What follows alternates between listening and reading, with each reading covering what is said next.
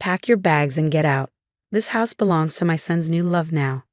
My mother-in-law Eleanor's voice echoed through the two-story house as she threw my clothes down the stairs. I watched calmly as my favorite blue sweater landed at my feet, followed by the rest of my wardrobe. My name is Olivia Parker, and at 34, I was watching my marriage crumble while my mother-in-law gleefully sided with my husband's 23-year-old girlfriend. But unlike what they expected, I wasn't crying or begging. Instead, I pulled out my phone, my finger hovering over the recording app. "These recordings will interest your church group," I said quietly, my voice steady despite the chaos around me.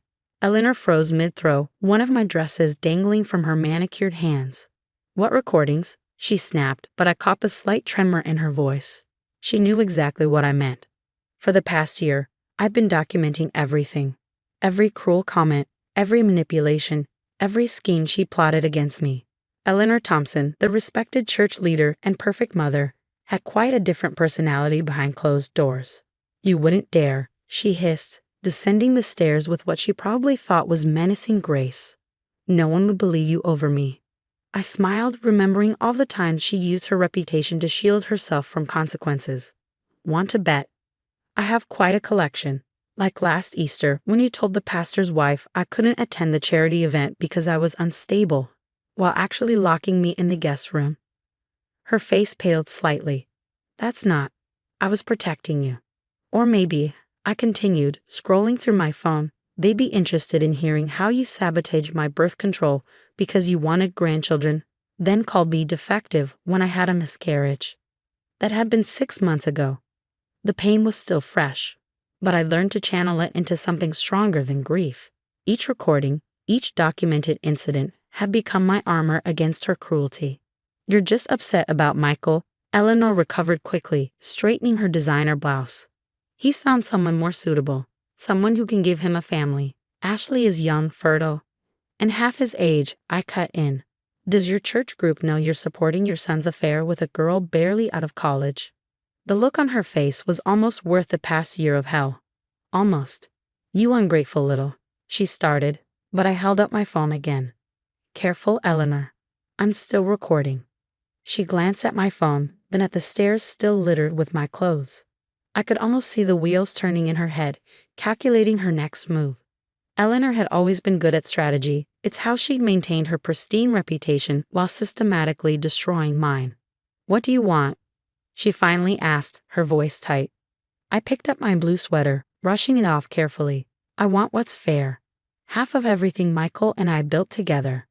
The house, the savings, everything." "Absolutely not." Eleanor's face reddened. "This house has been in our family for generations. I only let Michael add your name to the deed because you never thought he'd get caught cheating. I finished for her.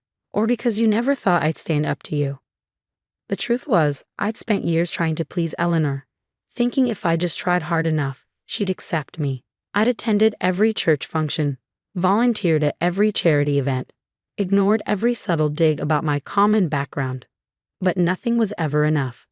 "I have videos too," I added, watching her eyes widen, "of you and Michael plotting how to force me out, planning how to hide assets so I'd leave with nothing. The timestamps match your Sunday school meetings perfectly." Eleanor sank onto the bottom stair, her perfectly maintained facade cracking slightly. "You've been planning this." "No, Eleanor. I've been protecting myself." "There's a difference." I started gathering my clothes, folding each piece carefully. The house was quiet now, save for the tick of the antique grandfather clock Eleanor had given us as a wedding present, to remind you of the passing time, she'd said then. I thought she meant our happy years together. Now I wondered if she'd been counting down to this moment all along. "If those recordings get out," she began, "you'll lose everything," I finished. "Your reputation, your position in the church, maybe even your precious social standing. Imagine what people would say about the woman who helped her son abandon his wife for a college girl." Eleanor stood up suddenly, smoothing her clothes with trembling hands. "I'll talk to Michael. We can arrange something." I nodded, keeping my face neutral despite the victory thrumming in my chest. "That would be wise. And Eleanor?" I waited until she looked at me. "Next time you want to throw someone out of their own house, make sure they don't have receipts." She hurried up the stairs, probably to make frantic calls to Michael. I continued folding my clothes, each movement deliberate and calm. The recordings had been my insurance policy, my way of making sure I wouldn't end up like Michael's first girlfriend, the one Eleanor had driven away with similar tactics before she could trap her son. My phone buzzed with a text from Michael. "Mom says you're being difficult. Just leave. It'll be easier for everyone." I smiled, thinking of the evidence safely backed up in multiple places. Easier for whom? I typed back, "We should talk. Your mom can explain why." The message showed as read, but no reply came. That was fine. I had time, and more importantly, I had proof. Eleanor could throw my clothes down the stairs, but she couldn't throw away the truth I collected, one recording at a time. The next morning, I woke up to 17 missed calls, 12 from Michael, 5 from Eleanor. I ignored them all and made my morning coffee, enjoying the quiet of my best friend Amanda's guest room where I'd spent the night. "You recorded everything?" Amanda asked, sliding into the chair across from me. She'd been horrified but not surprised when I played her some of the recordings last night. Every nasty comment, every scheme. I nodded, pulling up a folder on my phone. Started right after the miscarriage. Something in Eleanor's eyes that day. I knew she was planning something. I just didn't know what. The memory of that day still stung. I'd been in the hospital, barely processing my loss, when Eleanor had swept in with her designer handbag and perfectly practiced sympathy. "Perhaps this is God's way of saying you're not meant to be a mother," she'd said, patting my hand. "Michael needs someone who can carry on the family name." I'd started recording the next day. My phone buzzed again. "Michael?" This time I answered. "We need to talk," he said, his voice tense. "Mom's hysterical." "What did you say to her?" "Just the truth," I replied calmly.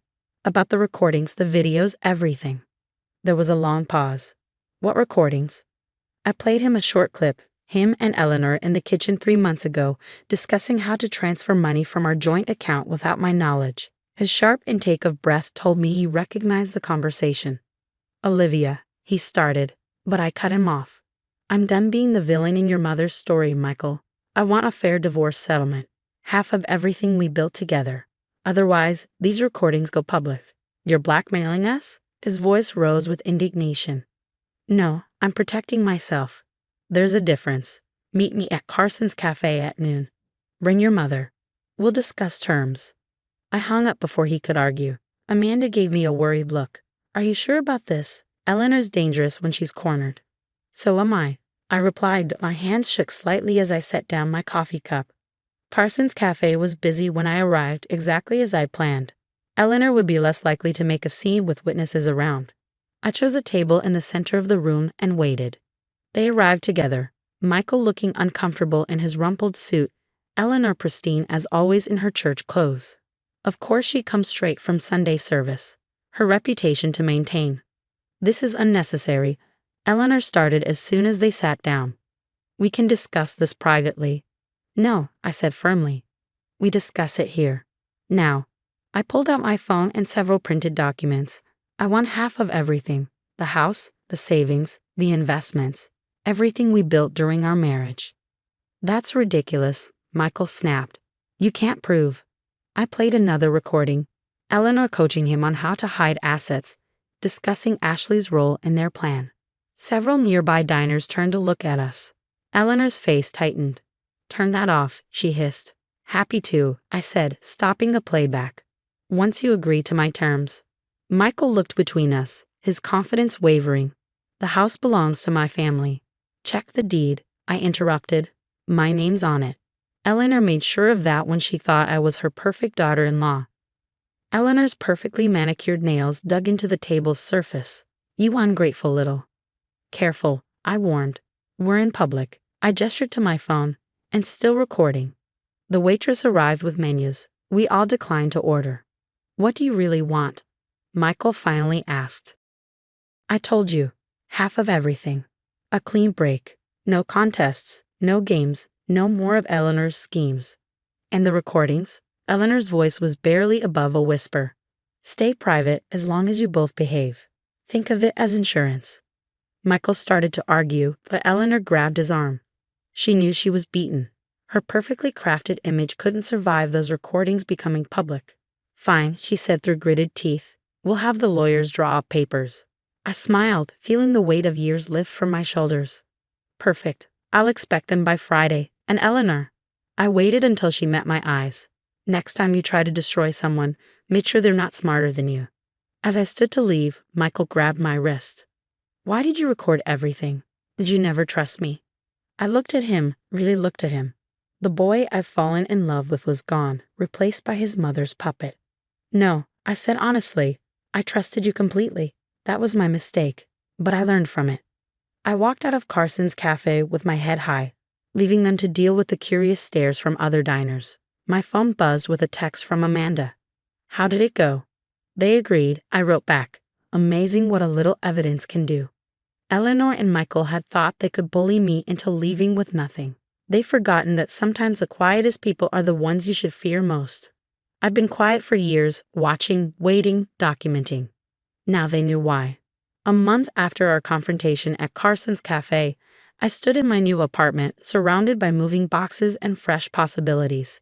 The divorce settlement had been finalized faster than expected. Eleanor's fear of those recordings had apparently outweighed her desire to drag things out. My phone buzzed with a message from Amanda. Church newsletter just came out.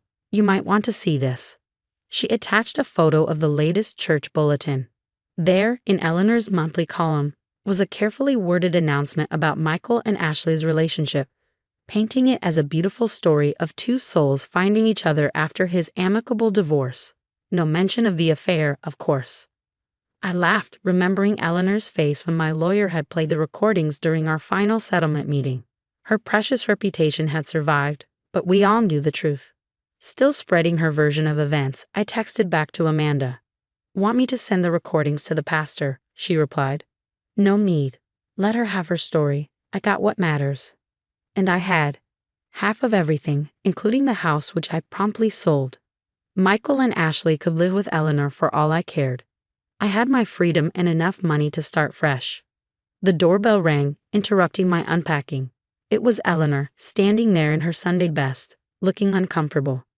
May I come in? She asked stiffly. I considered closing the door in her face, but curiosity won out. 5 minutes.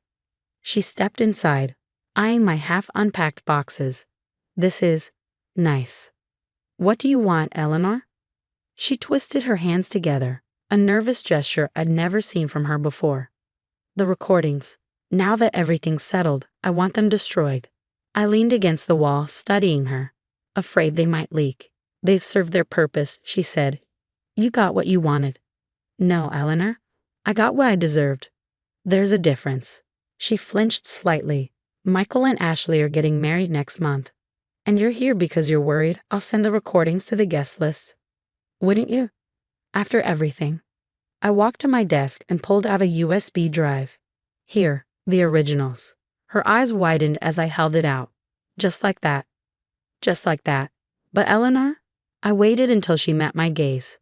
I kept copies. Consider it a reminder to treat your next daughter-in-law better. She clutched the USB drive, her knuckles white. You've changed.